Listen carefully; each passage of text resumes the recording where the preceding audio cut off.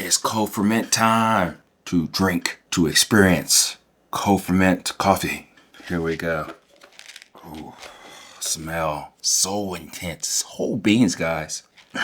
Here we go. It's been a month since I roasted these coffees, so they should just be prime, ready to rock and roll. Probably, we'll see. But these are co-ferment. The one on my right is a Carbonic honey green apple co-ferment. The one on my left is a peach co-ferment. Same producer, so probably more so the same beans. They probably just separated them and did their little magic do. But now we're gonna taste. We're gonna use one brewer, two different methods. We're gonna go ahead and get a roast degree to see what we're actually dealing with. One is a light roast, one is a medium roast, but I think both of them are actually just light roast. Let's do green apple first. This one, light roast, 30 seconds first crack. This is about a minute first crack.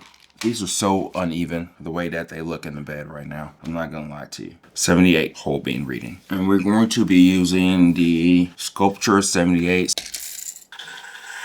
Oh, it's even more intensified, guys. It's like a blood orange type of intensity, just going straight into your mouth. Your nose. Oh, so many different flavors in this coffee. 73. Surprise. Interesting. All right. Still majority, still mostly like a light roast. I was surprised by that. That doesn't change anything. We're still gonna brew it the way that we need to or want to. And we're gonna go from there. I think this one we're gonna do flatbed.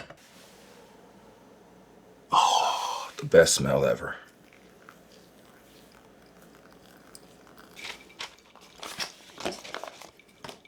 Just won't quit. Just keeps going.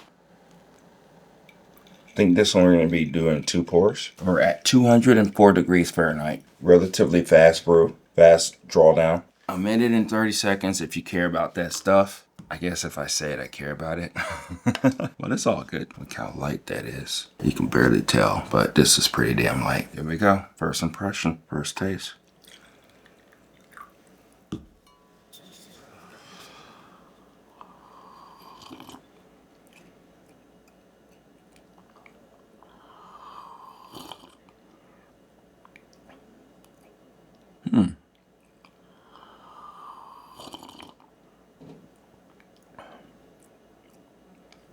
It's definitely there. Co-ferment, the peach taste, or whatever the hell it is, it's definitely there. It's more evident, it's punchy, it's not sour whatsoever.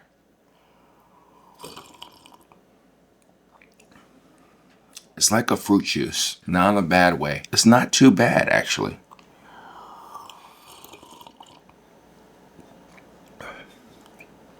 Oh my God. You taste every element of what you smell. There's no like second guessing yourself whatsoever.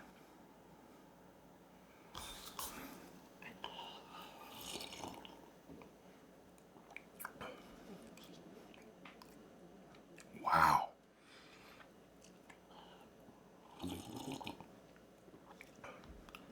It is kind of that one-noty, so that's the only thing that you taste.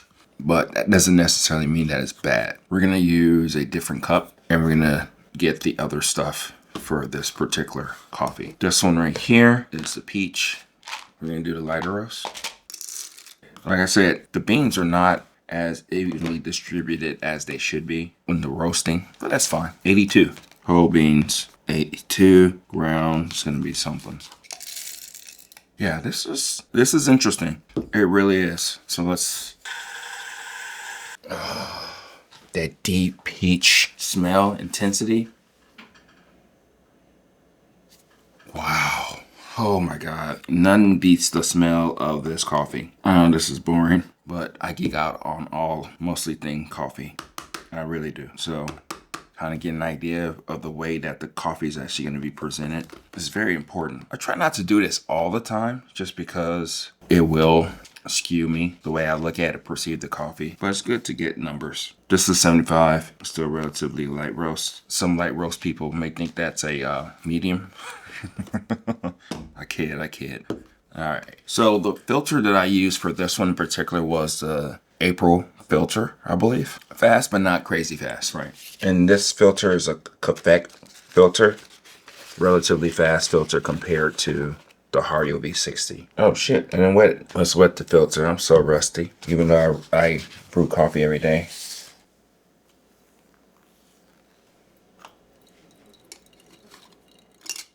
This one, we're gonna let it steep for like a minute, and we'll just let this stay on the table for that minute. I think this one we're gonna do 3 pours. 1 to 15, 13 grams in, 204, but then I'm sure it started to cool down. I'm sure you're wondering why did I do a different recipe. Recipes don't really matter. Just kind of feel what's going on and everything. I'm just trying to push extraction just a little bit. That's my thought process of doing something different than what I did before. And it's okay to change it up.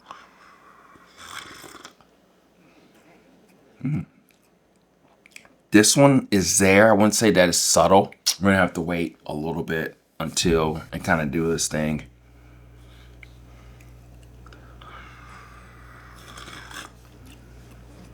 Oh yeah, that peach. It's almost like you're tasting the pit actually, which I don't think that's good, but that's more so what I'm getting right now.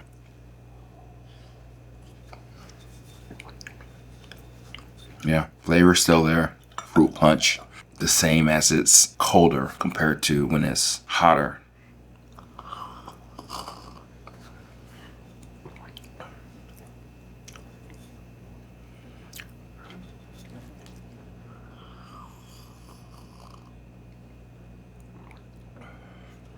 Wow, I'm actually quite enjoying this. There's some slight sweetness on the coffee, but not something to like grab hold of.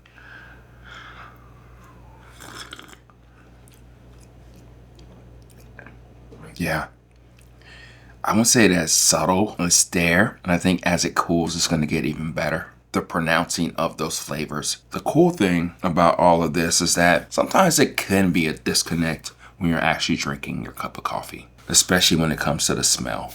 A lot of times that smell is in your face. It has different characteristics, aromas, and all that good shit, right? And then when you actually sip it and drink it, I wouldn't necessarily say that you are disappointed, but it's different. It's not the same as what you smell and then what you taste. Sometimes some of those flavors actually do come through. A lot of times they don't. But in this case, what you smell from dry whole beans to ground to wet, every sensory is like elevated. And that's exactly what you taste. That's pretty cool. I would say, even though it's manufactured, it's a very honest cup of coffee. It tells you exactly what you're going to be tasting. A lot of times, again, when you're actually drinking your cup of coffee, you don't get that, which is perfectly fine. A lot of us, I think, no matter what, we're in it for the taste, even though, to me, the smell is what you're chasing. But when you don't get that, you say fuck it and just go on that journey anyway, because you'll eventually get something that's really magical. So it's like the introduction of the smell, but you're really on the journey of the taste. This case is exactly what you think that you're going to get out of this coffee. And I don't necessarily know that that's bad or different, or it is different if it's bad or good. And I think that's kind of like where the place that it has in this whole thing is that it's a very honest cup. It doesn't bullshit you, even though it may be in your face. It's telling you exactly who it is. That's something I can really get down behind, which I never thought that I was going to actually get behind because of that situation.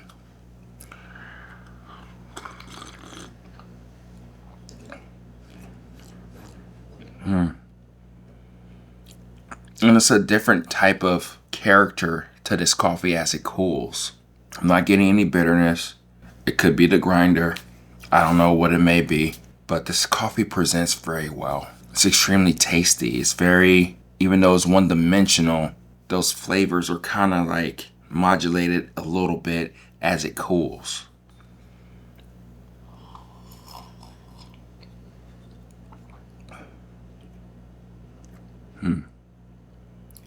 It's there from the first sip as it coats your mouth, and it kind of keeps going.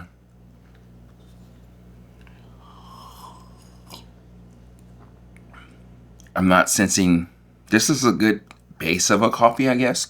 This coffee probably didn't really have any soul. I know that's really fucked up saying that, but hear me out.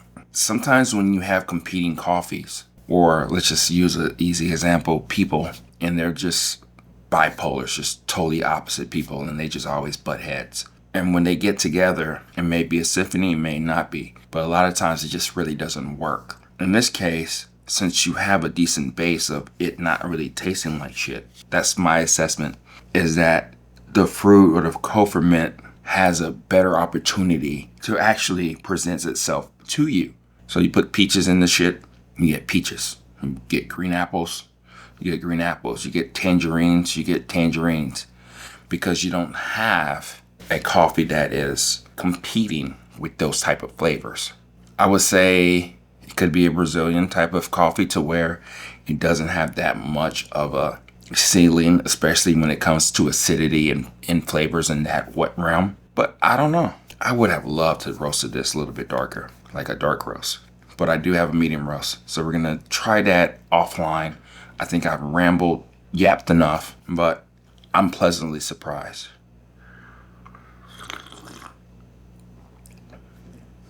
How, even though it is one-noty, as I thought it would be, this is exactly what you get out of this coffee. It's telling you exactly what it is. And if you can sit there and enjoy it for what it is, it can work. But mostly once or twice a week. Probably when you're just pondering life, thinking about things, trying to spice it up. But I wouldn't drink this shit every day. I really wouldn't drink this every day because it's the same thing. But go with that whole experience. Go with that whole thing that we sometimes lose track of, because I know I do or have done in the past to where I wouldn't even really smell the coffee anymore. I would just wait for that taste. Enjoy the whole sensory process of this coffee, this way of actually brewing it or whatever it may be. I think you're going to enjoy it, but it could be a weekend coffee once or twice here and there. I'm just yapping. Talk to you later. Let me know what you think. Bye.